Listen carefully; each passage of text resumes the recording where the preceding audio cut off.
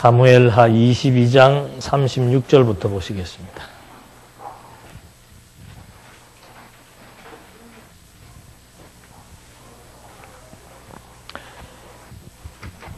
사무엘하 22장 36절부터 보시겠습니다.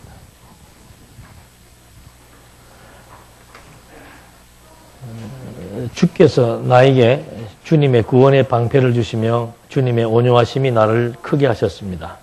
주께서 내 아래 나의 걸음을 넓게 하셨고 내 발이 미끄러지지 않게 하셨습니다. 내가 내 원수를 추격하여 그들을 멸하였으며 내가 그들을 진멸하기까지 돌이키지 않았습니다. 내가 저희를 무찔러 진멸시켰더니 그들이 일어서지 못하고 내 발 아래 넘어졌습니다. 주께서 전쟁을 위하여 나를 강하게 무장시키시고 내게 대항하는 자들을 내 밑에 굴복시키셨습니다. 주께서 내 원수들이 내게 등을 보이게 하였으며 나를 미워하는 자들을 내가 멸망시키게 하셨습니다. 그들은 둘러봐도 구원자가 없었으며 여호와께 부르짖었으나 그분은 그들에게 응답하지 않으셨습니다. 내가 그들을 땅에 티끌같이 갈아버렸고 거리의 진흙처럼 밟아 흩었습니다. 주께서 내 백성의 다툼에서 나를 건지시고 나를 지키사 민족들의 머리로 삼으시니 내가 알지 못하는 백성이 나를 섬깁니다. 이방 사람들이 내게 굴복하며 그들은 내 소문을 듣고 내게 복종합니다. 이 사람들은 낙담하여 그들의 요새에서 떨며 나옵니다. 이제 다윗의 그 찬송의 내용을 우리가 지금 쭉 함께 읽어보았습니다. 이 찬송이라고 하는 것은 하나님의 그 섭리의 결과로 나타나는 것이고 우리를 이 땅에 창조하시고 또 살아가게 하시는 방법 중에서 두 가지 방법을 채택했다 그랬습니다. 공고함과 형통함. 이 두 가지 방법을 하나님께서 겸하여 채택해서 섭리하신 이유가 어디에 있는가? 결국은 하나님의 그 영광, 모든 만사가 하나님의 계획대로 하나님의 능력으로 하나님의 기쁘신 뜻을 따라 되어진다는 사실을 깨닫고 여호와의 그 은혜의 영광을 찬송하게 하시는 이것이 하나님께서 우리를 이 땅에 살면서 때로는 힘들게 또 때로는 즐겁고 평안하게 양자를 겸하여 섭리해 나가신다라고 하는 것. 그래서 많은 사람들이 이 이치를 모르게 되면은 이제 살아가면서 좌절하고 실망하고 원망하고 또 사람들의 관계가 원만하지 못하고 하는 모든 원인이 어디에 있는가? 이 공고함에 대한 해석이 안 돼서 그런 겁니다. 도대체 하나님께서 어떤 일을 집행해 나가시려면은 우리의 생각처럼 쉽게 그리고 빨리 그리고 크게 했으면 좋겠는데 하나님께서는 어떤 일을 진행해 나가실 때 그렇게 쉽게 되는 일은 거의 없습니다. 항상 중간에 과정을 중시해서 어려운 과정을 겪게 한다. 오늘 아침에도 저는 잠깐 안철수 국회의원이죠. 그 양반 어떤 대학에 가서 강연하는 건 잠깐 들었는데 참 자기도 여러 가지 살면서 많은 그 어려움들을 겪었다고 얘기하면서 특히 이제 그 사람은 공부를 잘하는 사람이니까 공부에 대한 질문을 하니까 공부 얘기를 하는데 이제 많은 사람들이 그분은 서울대 의대를 나오고 또 CEO도 하고 그러니까는 공부는 쉽게 하는 줄로 알고 그걸 묻더라고요. 당신은 천재에 속합니까? 그렇지 않으면 머리가 좋다고 생각합니까? 라고 질문을 하니까 그 말의 의도는 당신 머리 좋으니까 공부 날로 먹지 않았느냐? 이렇게 읽어만 보면 싹싹 들어오지 않느냐? 이렇게 의도가 있는 질문이었죠. 그 질문을 파악하고 하는 얘기가 자기는 어떤 책을 대하면서 야, 천재란 이런 거구나 하는 것을 어떤 사람을 통해서 보았기 때문에 자기는 천재가 아니라는 것을 알았고 그렇기 때문에 자기는 그 사람보다 2배, 3배의 노력을 했노라고 얘기하는 걸 들었습니다. 그러면서 하는 말이 쉽게 얻은 지식은 쉽게 잊어버린다.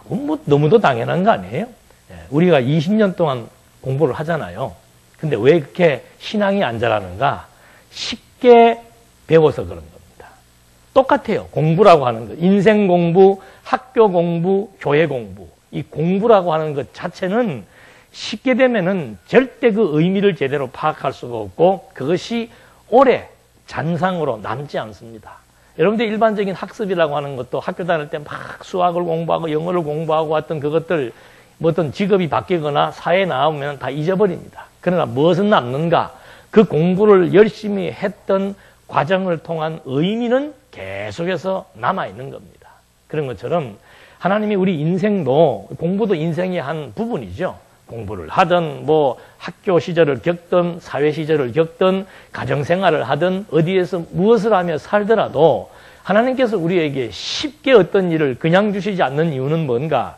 인간은 본성이 내가 모든 것을 한다라고 하는 그런 근본적인 타락성을 가지고 있습니다. 그러니까 아담이 타락하면서 그 바뀌어진 속성이 뭔가 하면은 하나님과 같아지는 거예요. 하나님과 같아진다는 건 뭔가? 하나님만이 만사와 만물의 주인이시고 주체이시고 그래서 만사를 하나님이 당신 뜻대로 당신이 해나가신다는 것인데 타락한 인간의 본성은 뭔가? 하여튼 틈만 나면은 자기가 한 줄로 알고 자기가 어떤 업적을 이룬 줄로 알고 자기가 해야 되는 줄로 알고 또 자기 생각과 계획대로 되지 않으면은 안 된다라고 하는 강박관념을 인간은 죄인이기 때문에 가지고 있다는 거죠. 그거를 하나님께서 이제 하나하나 없애나가는 공부를 하게 하는 겁니다. 그 공부를 하게 하기 위해서 이스라엘은 우리가 지불하는 그 등록금은 거기에 비하면 별것도 아니에요. 이스라엘 백성들은 그걸 공부시키기 위해서 이스라엘 나라 전체를 IMF가 아니죠. 완전히 나라 자체가 패망하게 되어가지고 온 국민들이 지금 각 지역으로 다 흩어지고 똑똑한 친구들 잡혀가서 다 살해당하는 그런 70년의 포로 생활을 통해서 배우게 한 것이 뭔가? 그거 하나예요. 지금 다윗도 마찬가지입니다. 다윗이 일생을 통해서 하나님께서 다윗을 통해서 나라를 세우겠다고 약속을 했습니다. 나라를 세우겠다고 약속을 했으면은 그냥 바로 하시면 되지. 꼭 무슨 준비, 건리, 보호라고 하는 과정과 절차를 거칩니다. 나라를 세우는데 준비, 건립, 보호 이런 그 절차와 과정을 거칩니다. 하나님은 항상 어떤 일을 해나가실 때 뭐 결과 하나만 본다라든지 어떤 한 부분을 보는 게 아니고 당신이 갖고 계신 목적이 있는 거죠. 교육적 의도가 있다는 거죠. 그러니까 우리는 피교육생입니다. 피교육생이 누구를 가르치려 한다라거나 피교육생이 자기 주관대로 하려고 한다면은 그 사람은 그 집단에서 나가야 되는 거예요. 그러니까 우리는 피교육생이기 때문에 하나님의 그 교육적 배경과 그 집단 속에 소속되어 있는 학생들이란 말입니다. 학생이니까 선생이 하고자 하는 교육적 의도와 목표를 따라서 가야 되는데 그걸 이제 자꾸 안 하려고 하는 본성이 있는 거죠. 그래서 하나님께서 나라를 창건하는 것도 다른 것 없습니다. 하나님께서 준비하셨다는 것 알게 하는 겁니다. 그거 알게 하시려고 사울을 먼저 백성들이 자기들의 좋은 대로 나라 세우겠다고 한번 설쳐보니까 너희들 좋은 대로 나라 세워보라고 사울 왕을 먼저 세웁니다. 그거 아니다는 것 알게 하고 그 다음에 다윗을 세웁니다. 그렇게 해서 나라 바로 세워야 될 거 아니에요. 이 나라를 세우는데도 이 다윗을 통해서 나라를 세우니까 다윗에게 이 건립의 과정은 하나밖에 없습니다. 3차례의 시련을 겪게 하는 것이 건립에 하나님께서 건립이라고 하는 명제를 통해서 다윗을 훈련시켜 나가는 거죠. 그러니까 이스라엘 백성과 다윗은 지금 이 나라가 세워지는 준비 과정을 통해서 우리 생각대로 되는 것이 아니고 하나님의 뜻대로 된다. 나라를 다윗이 세운 것이 아니고 다윗 보니까 아니더라 이거죠. 뭐 세 차례 시련 통해서 수치스러운 모습 다 드러내고 범죄하는 모습 다 드러내고 그것만 보더라도 다윗이 나라를 세운 것이 아님을 명백히 알 수 있고 다윗 스스로도 이거는 여호와께서 나와 함께 하셔서 나로 하여금 전쟁에 이기게도 하시고 적들을 무릎을 꿇게도 하시고 땅을 정복하게도 하신 것입니다 하는 고백을 하도록 지금 찬송의 내용이 그겁니다. 나라의 건립 과정도 다른 것 없습니다. 철저하게 다윗을 하나님이 실현시켜서 다윗을 위시한 이스라엘 백성들에게 이 나라는 하나님의 언약대로 하나님이 세우셨다. 그거 알게 하는 겁니다. 그러고서 나라 세웠으면 또 세운 걸로 끝내야 되는데 또 보호를 하셔요. 보호를 한다면 그냥 이렇게 가슴에 품어서 그냥 어려운 일만 없도록 해나가시면 되는데 이 보호의 과정도 시련과 형통이라고 하는 이 두 가지의 교육적 방식을 통해서 하나님께서 하나님이 보호하신다는 사실, 그거를 알게 하는 거죠. 이런 과정을 거치니까 마지막에 나오는 하나님, 우리의 스승 되시는 하나님의 교육적 목표가 바로 뭔가? 찬송이에요. 모든 교육에는 목표가 있습니다. 그 목표를 위해서, 목표 달성을 위해서 교육을 하는데 하나님의 교육 목표는 뭔가? 하나님의 그 은혜의 영광을 깨닫고 여호와의 영광을 찬송하게 하는 것. 이것이 곧 우리에게는 행복이 된다 이 말입니다. 누군가를 찬송한다라고 하는 것. 누군가를 찬양할 수 있다라고 하는 것. 누군가에게 감사하고 의지할 수 있다는 것. 이것은 그 본인에게 행복한 일이에요. 그래서 하나님께서는 이런 일련의 다윗의 왕국이 창건되어진다라고 하는 사무엘 상하의 이 주제를 통해서 하나님은 오늘 우리들에게 무엇을 알게 하시는가? 하나님의 그 영광을 깨닫게 하시는, 그래서 그 영광을 노래하게 하시는 하나님의 섭리적 의도, 이것이 바로 마지막 보호의 과정을 통해서 나타난다는 거죠. 그러니까 이런 것 때문에 다윗이 하나님을 찬송하는 겁니다. 그러면서 그런 그 시편에도 그게 나와요. 시편 147편 1절로 20절에 보면은 핵심 내용이 여호와께서 예루살렘을 세우시며 이스라엘의 흩어진 자를 모으시며 상심한 자를 고치시며 저희 상처를 싸매시는도다. 뭐 하나하나 구구절절이 전부 주어가 여호와께서 라고 하는 것을 딱 전제하고 그것에 의해서 모든 만사가 아름답게 이루어진다는 사실을 깨닫고 찬송하게 하시는 하나님의 섭리 역사.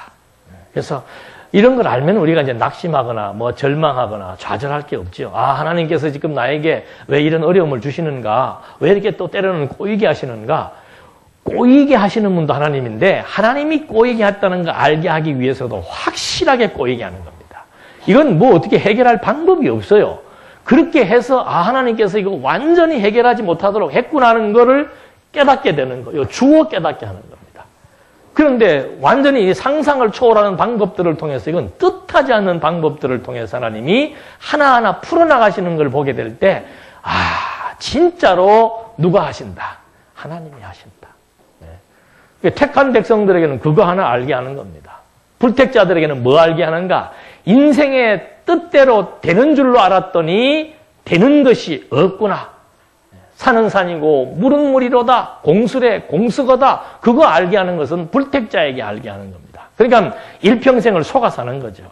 내 생각, 내 계획, 뭐 내가 무엇을 이렇게 하면 행복할 것이다. 전부 속아서 열심히 살고 마지막 가서는 아니겠구나. 그거 하나 알게 하는 겁니다.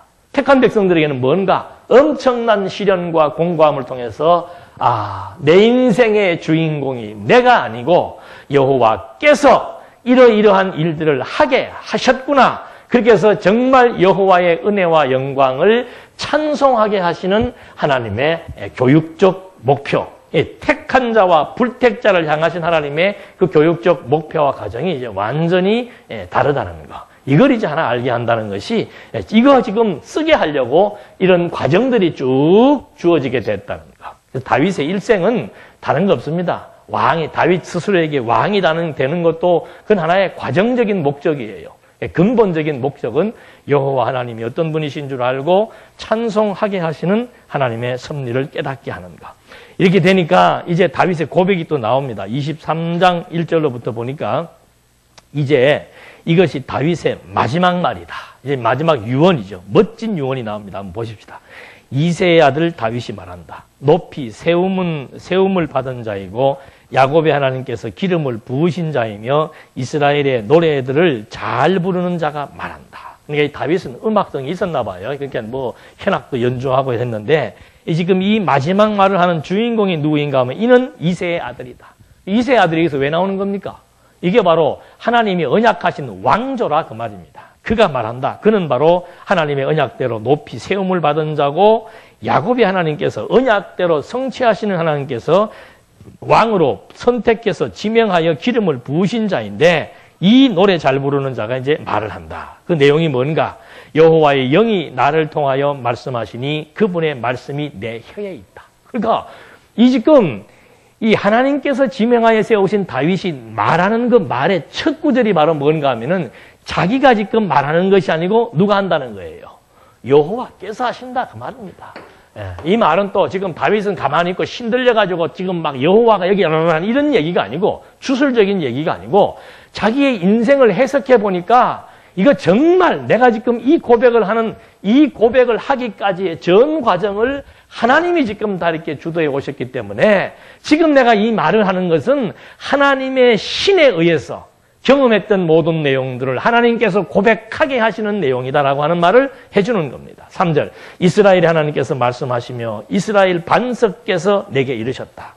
저 사람을 공의로 다스리며 하나님을 경외함으로 다스리는 자는 태양이 떠오를 때의 아침빛 같고 구름 없는 아침 같으며 비온 후 밝은 빛이 비출 때 땅에서 돋는 풀과 같다. 그러니까 하나님께서 말씀하시기를 뭐라고 말씀하시는 겁니까? 그 하나님은 어떤 분이에요? 반석이에요. 반석. 반석이라고 하는 것은 부서지지 않고 무너지지 않고 변화되지 않는 튼튼한 돌, 언약대로 성취하시는 여호와를 가리키는 겁니다. 그분이 지금 내게 말씀을 하셨는데 하시는 말씀이 무언가 하면은 사람을 공의로 다스리며 하나님을 경외함으로 다스리는 자는 어떻다는 거예요. 이건 뭐 탄탄대로 정말 태양이 떠오를 때의 아침 빛 같고 구름 없는 아침같이 너무도 밝고 환하다 이 말입니다. 이게 무슨 뜻이에요?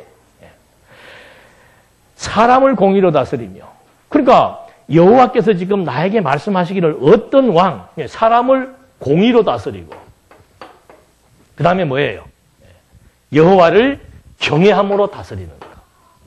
이거 다른 말로 줄이면 뭡니까? 하나님의 뜻이에요. 그러니까 어떤 왕이 정말 아침 태양처럼 빛나고 밝은 왕인가? 만사를 하나님의 뜻을 이해하고 분석하고 분별해서 하나님의 뜻대로 행하는 것이 공이고 그 뜻대로 행함으로 말미암아 여호와의 뜻대로 되어지는 일을 보고 여호와를 경외하면서 백성과 나라를 다스리는 왕. 이게 정말 아침 빛같이 태양빛처럼 떠오르는 왕이다 이 말입니다. 이게 대세예요. 그러니까 예수님께서도 어두운 가운데 뭐로 오신 겁니까? 빛으로 오셨다. 왜 예수님이 빛으로 오셨는가?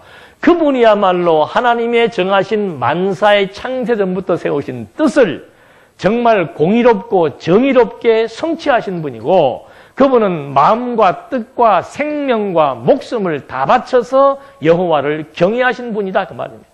그래서 그분이 어둠 가운데 태양 빛으로 오셨다는 사실을 고백하게 되는 것에 대한 하나의 예표로서의 모형인데 다윗이 지금 자기의 생애를 통해서 경험했던 모든 삶에 대한 압축된 마지막 유언에 따르는 고백의 내용이 뭔가? 바로 여호와께서라고 하는 거죠. 하는 그 고백인데 그러면서 자기에게 주어진 여정을 지금 한마디로 해석하기를 내 집이 하나님께 이와 같지 아니한가? 내 집이라고 하는 것은 내 다윗의 가문이 다윗의 집안이 정말 하나님의 뜻대로 이루어진 과정을 통해서 주어진 결과이기 때문에 태양빛처럼 밝다는 것을 얘기하면서 왜 그런가? 하나님께서 나와 영원한 언약을 맺으시고 모든 것을 갖추어 주시며 견고하게 하셨으니 나의 모든 구원과 모든 소원을 어찌 이루지 않으시겠는가? 그러니까 내 지금 인생 여정을 살펴보니까 정말 하나님의 뜻대로 되어졌다는 사실을 안다 이 말입니다. 그러니까 하나님께서 내가 그것을 아는 것이 끝나는 것이 아니라 실제로 내 삶의 모든 전반을 보니까 모든 만사를 다 어떻게 해요? 하나님이 준비하셨다. 그 만사 가운데는 뭐도 있습니까? 시련과 공고함과 범죄도 들어가 있고 그 다음에 전쟁에서의 승리와 주변국들에 대한 굴복과 복종과 모든 것들이 지금 다 들어있는 거예요. 그런 모든 일들, 하나님의 공의로운 일들을 하게 하기 위해서 모든 만사를 누가 준비한다? 하나님이 준비하신다. 그래서 애걸복걸하며 살 거 없는 거예요. 현명한 척하고 지혜로운 것 같고 뭐 미래를 준비하는 것처럼 자기가 생각을 해서 이걸 해야 되고 저걸 해야 되고 뭐 이것저것 다 뭐 하는 그런 인간적인 지혜와 인간적인 술수 그거 한 방에 넘어가는 겁니다. 그런 거 의미 없어요. 정말 우리에게 있어서의 힘은 뭔가? 바로 하나님 어떤 분이신 줄 알고 여호와께서라고 하는 단어를 내 인생을 서술할 때 가장 먼저 채택하면서 사용할 수 있는 것. 다윗이 유언할 때 그런 내가 지금 말하고자 하는 이 말이 내 혀에 있는 것이 아니고 하나님의 신령한 영이 나로 하여금 이 말을 하게 하는 것이다라고 고백하는 것과 같이 내 삶의 의미를 지금 정리하고 내 삶의 지금 과정을 해석할 때 항상 주어가 여호와께서라고 하는 거예요. 그러니까 이게 믿어지면은 걱정, 근심, 염려할 것도 없고 오늘 살아가면서 일이 풀리지 않고 억울하고 꼬인다고 하더라도 아이고 이거 내가 걱정하고 염려한다고 키를 한 잔이라도 키울 수가 있겠는가? 하나님이 다 푸셔야 된다. 하나님이 지금 왜 그렇게 하는가? 하나님이 지금 엮어놓은 거예요. 하나님이 안 되도록 엮어놓은 겁니다. 이거 누가 풀어야 돼요? 하나님이 구부러지게 하는 거 사람이 필 수가 없습니다. 하나님이 구부러지게 한 것은 하나님이 펴야 되는 거예요. 이게 진짜로 깨달아 믿어지게 되어져서 그래서 여호와를 믿고 의지하면서 그분을 경외하며 찬송하며 살아가도록 섭리하시는 하나님의 교육적 목표. 그걸 지금 그대로 다윗이 경험하고 난 다음에 하나님이 어떤 분이었는가? 내가 왜 여호와의 공의와 여호와의 공의대로 집행할 수밖에 없고 여호와를 경외할 수밖에 없었는가? 만사를 하나님이 다 준비하셨고 그리고는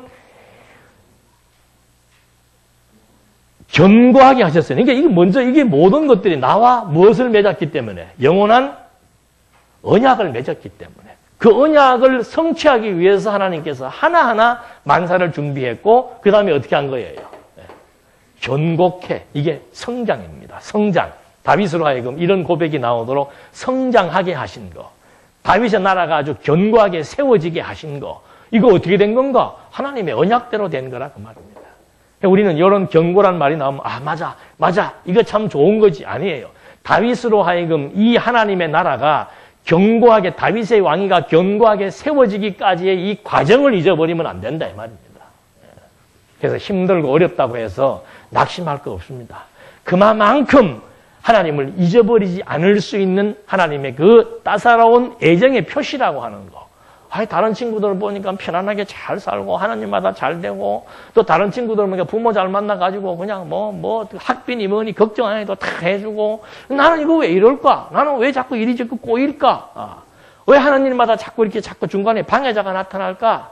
그런 거 염려할 것 없단 말이에요. 왜? 하나님이 지금 다 뭐하게 하기 위해서 견고케 해서 그 견고라는 말의 의미는 뭔가? 결국은 여호와께서 언약대로 만사를 준비하고 여호와께서 세우신다는 사실을 깨달아 믿어지게 하시려고 하나님이 그렇게 섭리해 나가신다는 거죠. 그렇게 하면서 그렇게 했으니까 이제는 내 모든 구원과 내 가정에 발생되어지는 모든 일들에 대한 이제는 형통이에요. 모든 구원과 하나님께서 나에게 해주시겠다고 했던 모든 소원이 어찌 이루어지지 않을 수 있겠는가 그 말이죠. 그러니까 이 소원이라고 하는 거 우리 그리스도인들이 항상 신약에도 나오잖아요. 성령께서 우리에게 소원을 두고 기도하게 하고 소원을 두고 행하게 하신다는 거. 소원은 설레임이에요. 설레임.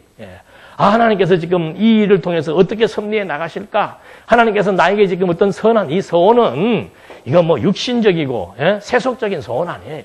그런 건 해도 그만 안 해도 하지 말라고 할 것도 없고 하고 싶으면 해야 돼. 그게 중요한 게 아니고 정말 신령한 소원, 하나님의 선한 뜻이 이루어지기를 갈구하는 소원. 그 정도 되려면 이런 정도의 성장 과정이 필요한 거죠. 또 성장 과정은 반드시 통증이 있습니다. 성장통. 나무도 대나무도 한 마디 자라려면 거기에 이만한 이런 게 생기잖아요. 이런 게 생겨서 또 이게 다 성장통이에요. 신앙의 성장통이라고 하는 것도 반드시 따라오게 되어 있습니다. 그러니까 우리가 이 말씀 깨닫고 나면은 막 전부 다 거저 다 되는 줄로 알고, 거저 다 이루어진 줄로 알고, 뭐 그냥 내고 싶은 대로 하는 줄로 알고, 아니에요.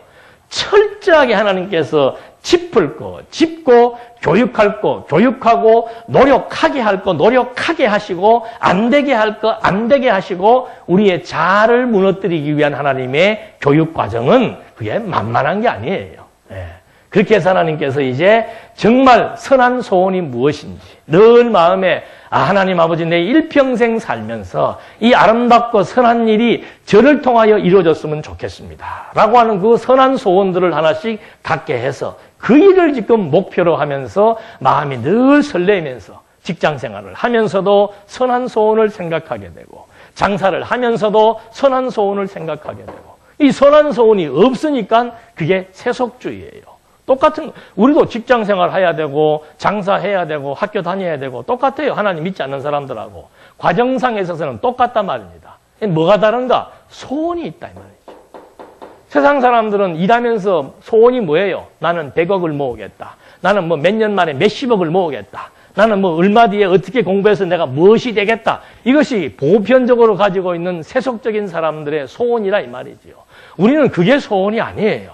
그거 하나님의 뜻을 따라서 하나님께서 다 그것도 이렇게 과정상에 있어서 어떤 동기부여를 통해서 하게 해주시는데 궁극적인 하나님의 택한 백성들만이 가지고 있을 수 있는 소원이 있다. 이게 선한 일이에요. 선한 일. 이거는 아무나 이게 소원이 가져지는 게 아니죠.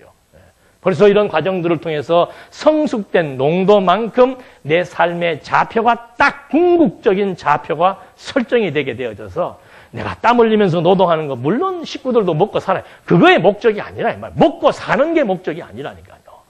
먹고 사는 게 목적이라면 비참해서 못 살아요. 그러나 선한 소원이 있기 때문에 그래 너희들이 나를 조령하갔으면 조령하고 짓밟으려면 짓밟고 월급을 작게 주겠으면 작게 주고 손해를 끼치려면 끼쳐라. 나는 하나님이 내게 주신 분복 따라서 이 선한 소원을 꿈꾸며 이 소원을 지금 목표로 해서 나는 열심히 땀 흘리며 일하고 있다. 나는 열심히 노력하고 있다. 이것이 자기 삶의 의미가 되는 거예요. 이게 빠져버리니까 재미가 없고 힘이 빠지는 거예요. 그러니까 차라리 세상 사람들처럼 막 일반적인데 몰입을 해야 돼. 어떻게 해야 투기가 되고, 뭐 어떻게 해야 뭐가 정식이 되고, 막 이런 쪽으로만 몰입을 안 하면 우리는 못 살아요. 인간은 어딘가에 몰입하지 않으면은 정신 이게 공황 상태가 오고 분열 상태가 와서 살 수가 없어요. 그러니까 막 어딘가에는 몰입을 해야 돼요. 그러니까 여러분들 이 선한 일에 몰입하지 않고 사는 사람들 몰입하는 거 한번 봐보십시오. 한 번씩 TV에 그 아줌마들 에어로빅 하는 거 보면 나는 무서워.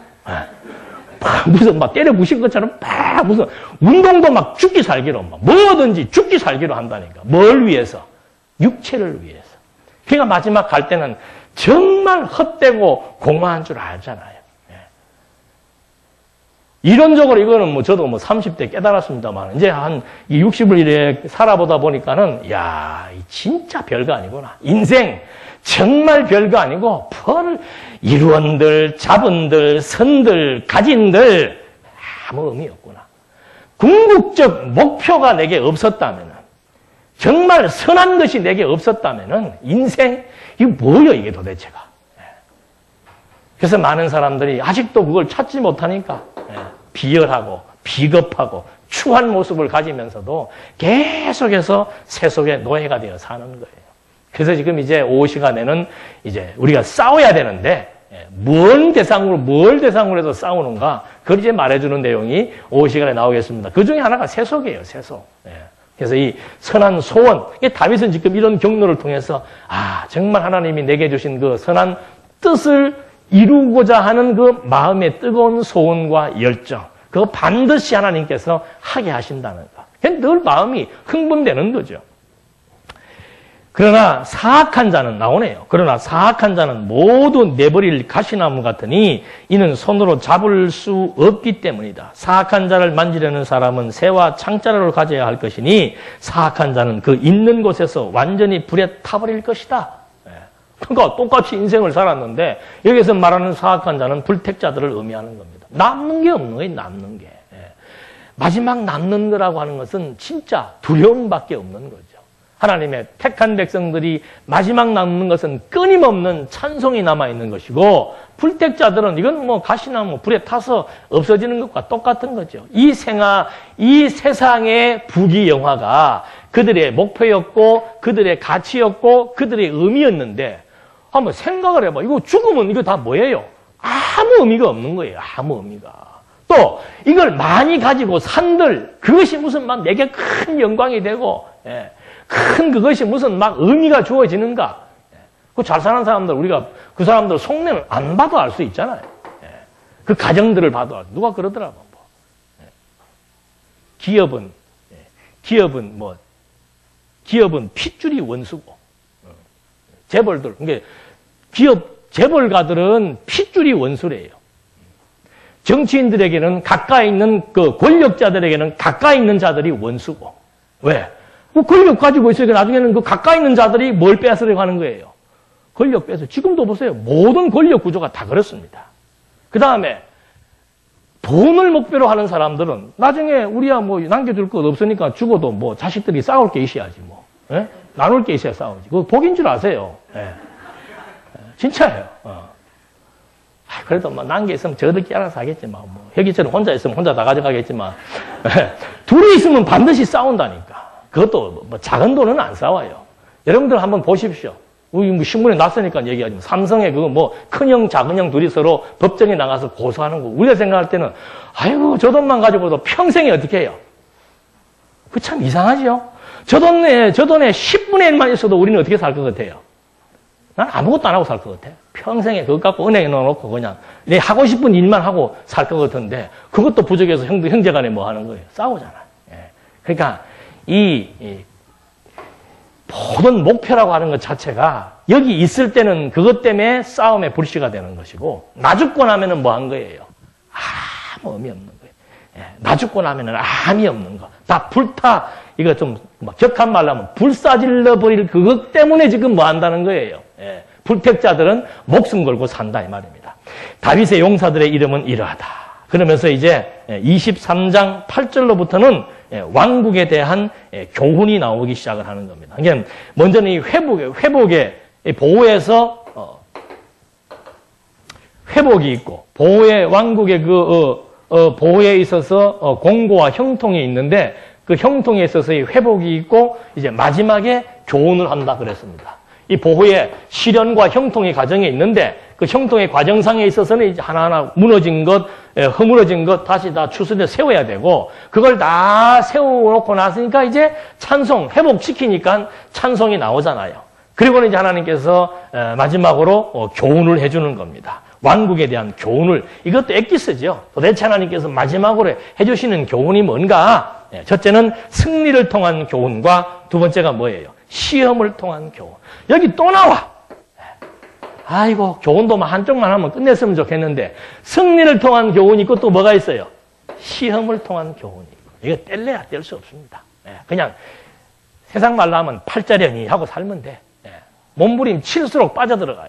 하나님께서 이거 다 때가 돼야 됩니다. 시험이라고 하는 것도 승리를 통한 교훈에서 보니까 여호와께서 새 용사들이 이기도록 한 것을 교훈합니다. 그러니까 이제 이렇게 나라가 회복되는 과정을 지금 하나하나 과정을 점검을 하는데 그 과정상에서도 보니까 충신들이 있은 거예요. 용맹한 3명의 장군들이 있었는데 그 사람들을 지금 하나하나 열거하면서 그 사람들이 많은 사람들을 무찔렀는데 그 사람들로 말미암아 이제 다윗의 오늘날이 있게 되었다는 것을 알게 해주는 내용입니다. 그래서 다윗의 용사들의 이름은 이러하다는 걸 남겨주었고 두 번째는 다윗이 자기에 대한 새 용사의 충성을 통해서 교훈하는 겁니다.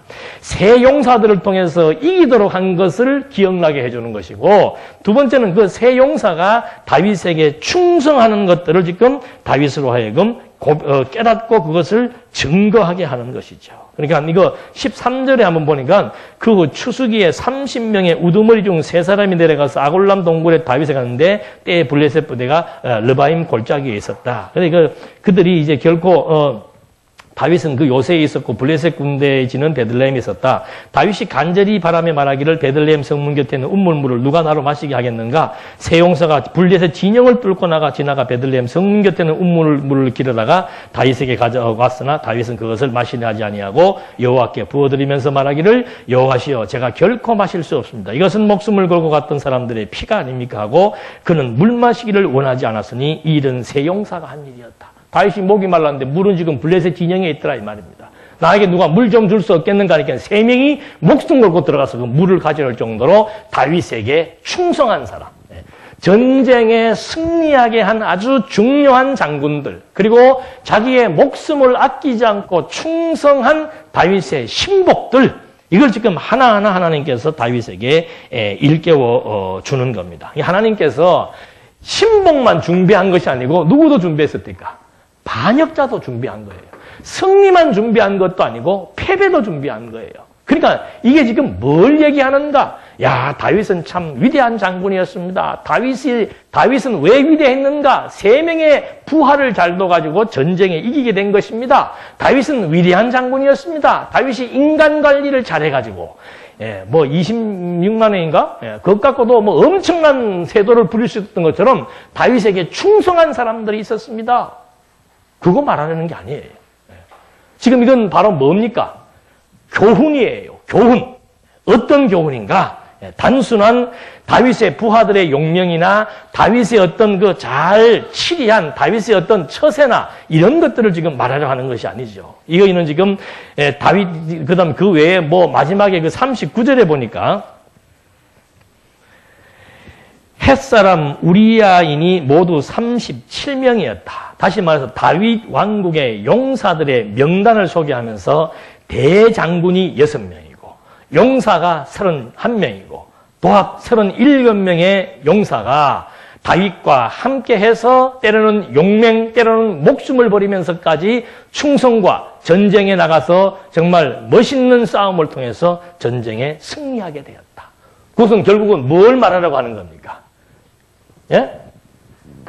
다윗의 처신, 다윗의 위용을 말하려는 것이 아니고 하나님께서 다윗으로 하여금 이렇게 나라가 세워지게 하기 위해서 하나님이 필요적절하게 그런 사람들을 모아두었다는 사실을 잊어버리지 않고 기억나게 해주시려고 했는데, 아이, 지금 이렇게 지금 뭐가 막 잘 되는 것만 쫙쫙 열거를 하다 보니까는 자연스럽게 인간의 목에 뭐가 들어가요?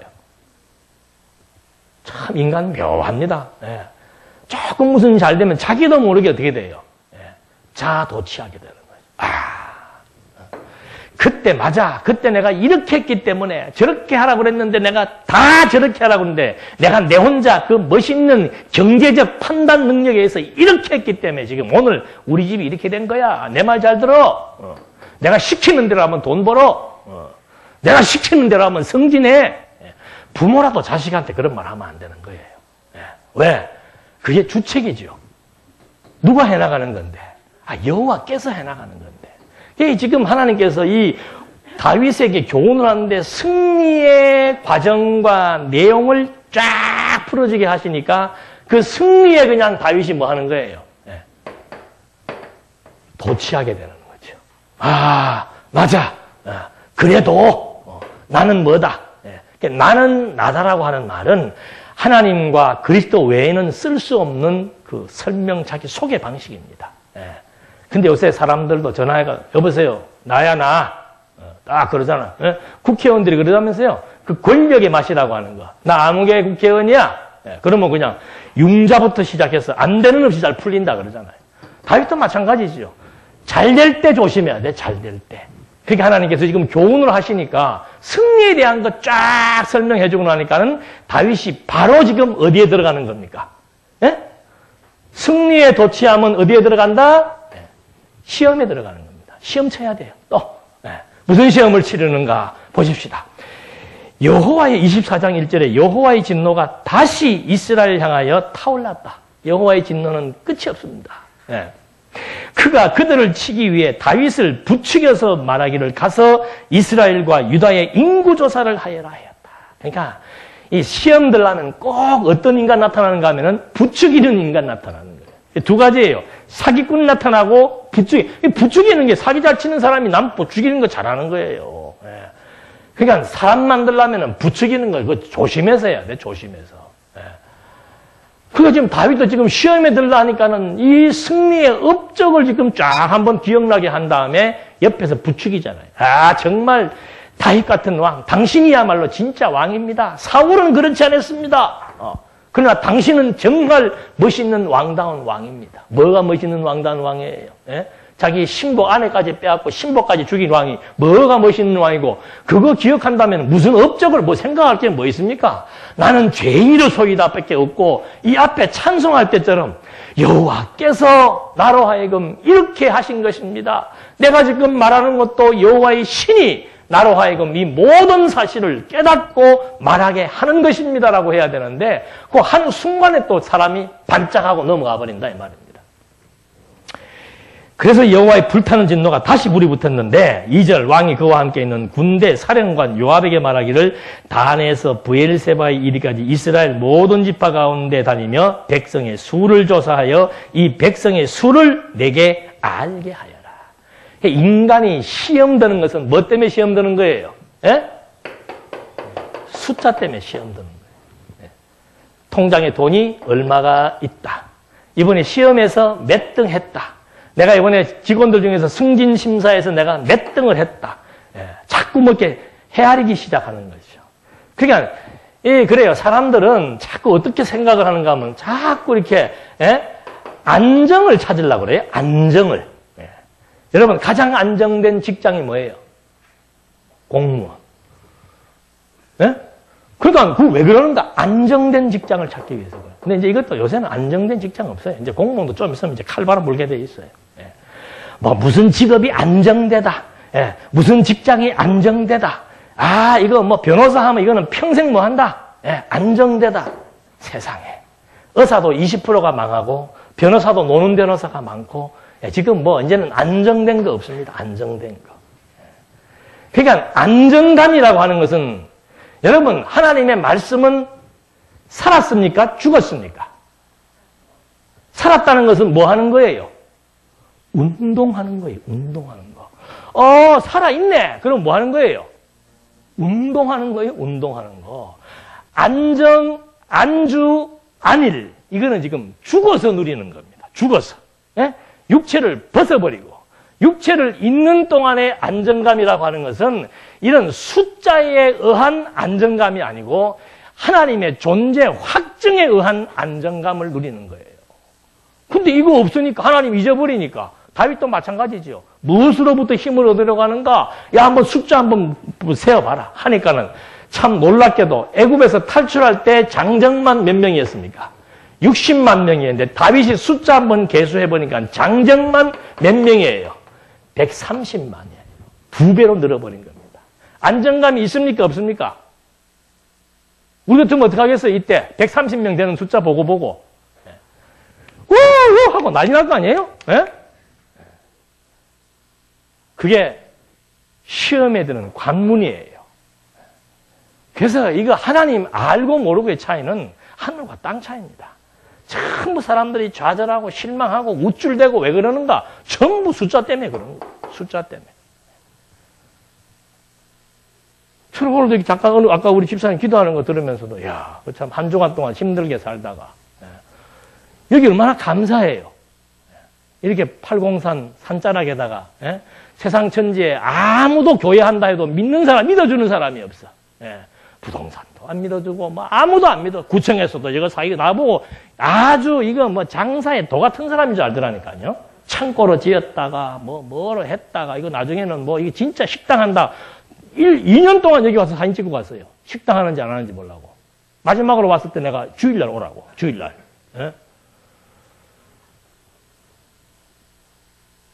뭐가 안정감이 있습니까, 지금? 몇십 명 앉아가지고. 그 얼굴이고. 뭐가 안정감이 있어요? 너무너무 포근하고, 너무너무 편안하고, 너무너무 감사한 거예요. 하나님 어쩌다고 우리에게는 이렇게 좋은 처소를 주셔서 힘들고 피곤하게 살았지만 오늘 그래도 육체와 영혼이 함께 평안을 누리며 숨 쉴 수 있는 이런 공간 주신 거 참 감사합니다. 그것이 숫자로 인해서 오는 안정감이냐 그 말이지. 하나님께서 다윗을 이제 순간 교육을 하기 위해서 인구조사를 실시하게 했는데 이것이 많은 사람들이 추구하는 많은 숫자가 결과로 나타나게 된 겁니다. 한국교회의 실패의 요인 중에 하나가 뭔가? 성장주의예요. 성장주의. 저 할 때 여러분 자녀들에게도 이런 숫자 가지고 강요하면 안 되는 거예요. 한국교회가 왜 이 모양이 됐는가? 성장주의. 어느 교회가 많은 숫자 모으고 어느 교회가 큰 건물을 짓고 있고 그것이 마치 교회의 표준이고 그것이 마치 교회가 진리의 표준인 것으로 착각을 해버린 거죠. 그러니 하나님의 불타는 진노가 또 가만히 있을 수가 있습니까? 그래서 10절에 한번 보시겠습니다. 24장 10절에 보니까 백성의 수를 센 후 다윗의 마음의 가책을 받고 여러분 숫자 세는데 왜 마음의 가책을 받아요? 숫자를 셌는데. 지금 성령이 다윗에게 뭐 하는 겁니까? 역사를 하는 거예요. 성령이 역사 안 하면 숫자 세면 마음에 가책이 와야 안 와요? 만세를 부르지. 예. 나는 성공했다. 나는 성공했다. 예. 만세를 부르는데 다윗은 도리어 숫자 세고 나서 마음에 가책을 느끼더라 그 말이죠. 왜? 130만 명 모았는데 왜 가책을 느낍니까?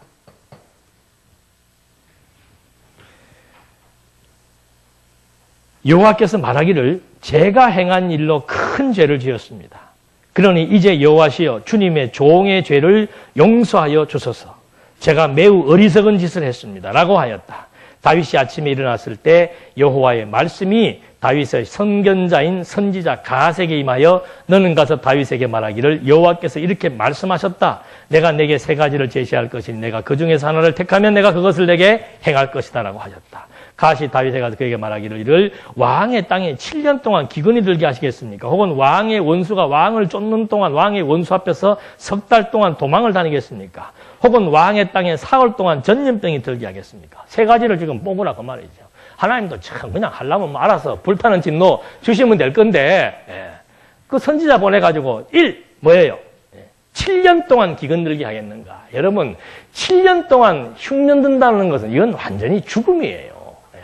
IMF 7년 가가지고 막 온 장사는 자영업은 다 무너지고 하는 것처럼 이건 뭐 상상도 하기 힘든 거죠. 그 다음에 경제적인 거. 두 번째는 왕의 원수에 쫓는 동안 왕의 원수 앞에서 석 달 동안 평생에 다윗이 뭐 다닌 거예요?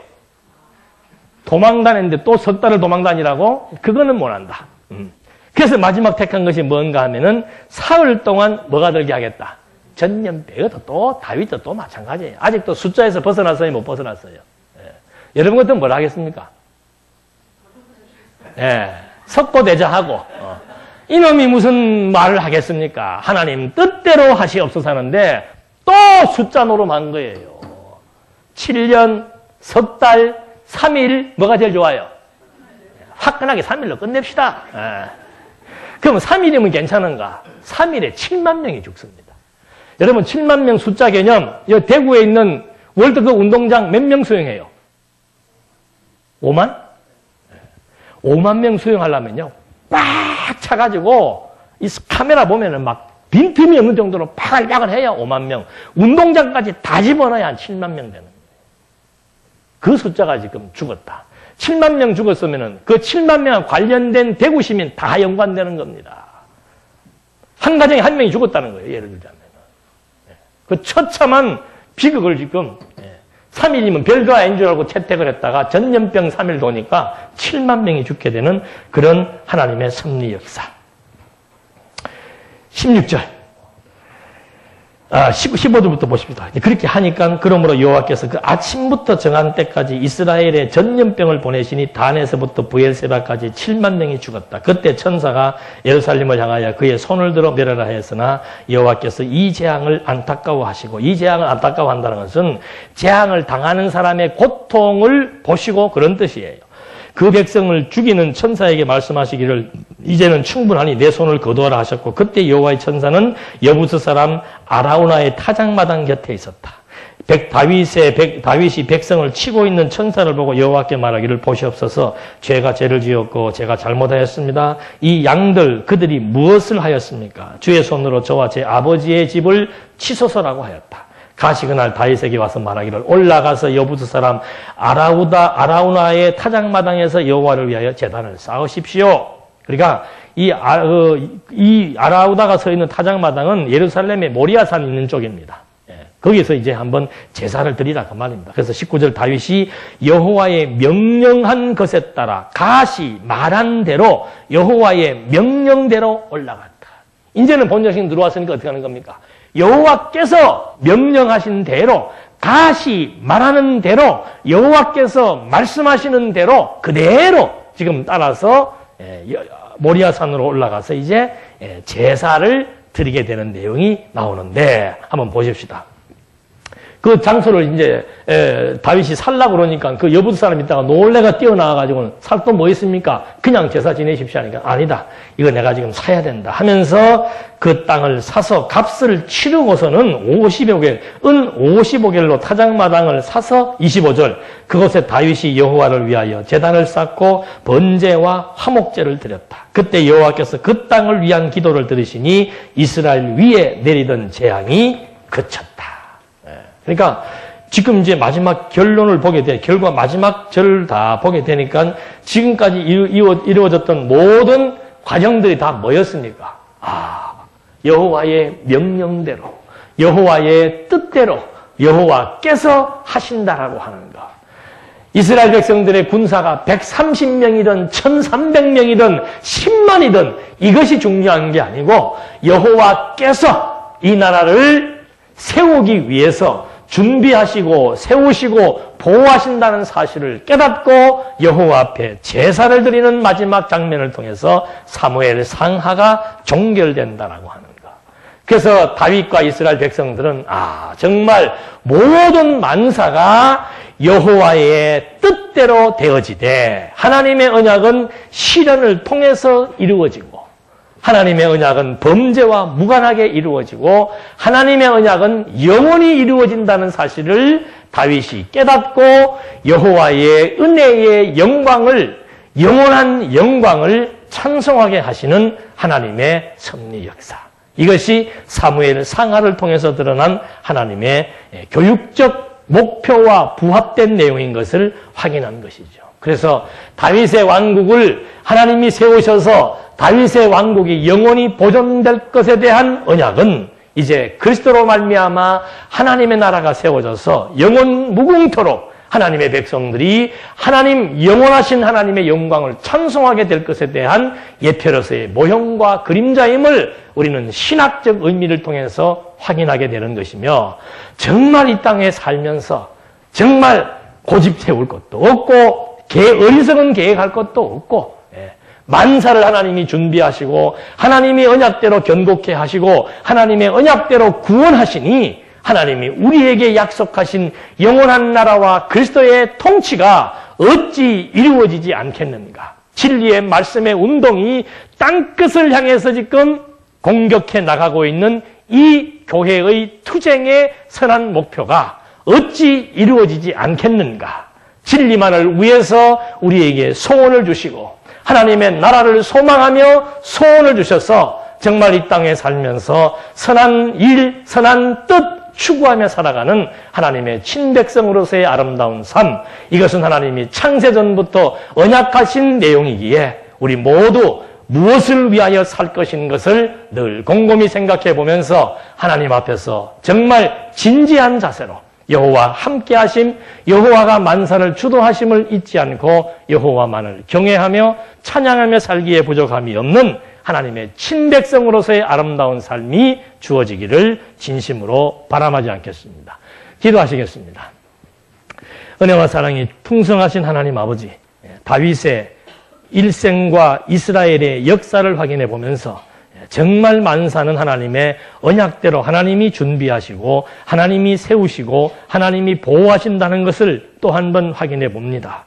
때로는 우리의 힘과 우리의 모략과 우리의 능력을 바라보며 자화자찬할 때가 있사오나 하나님 정말 다윗에게 시험을 통해서 깨닫게 하신 것처럼 오늘 진리의 말씀을 통해서 우리의 어리석음과 하나님의 능력의 영광을 바로 바라보게 하셔서 늘 여호와만 의지하고 여호와 의지하는 것으로 안정감을 얻을 수 있도록 지혜와 명철을 허락해 주시옵소서. 예수님의 이름으로 기도드립니다. 아멘.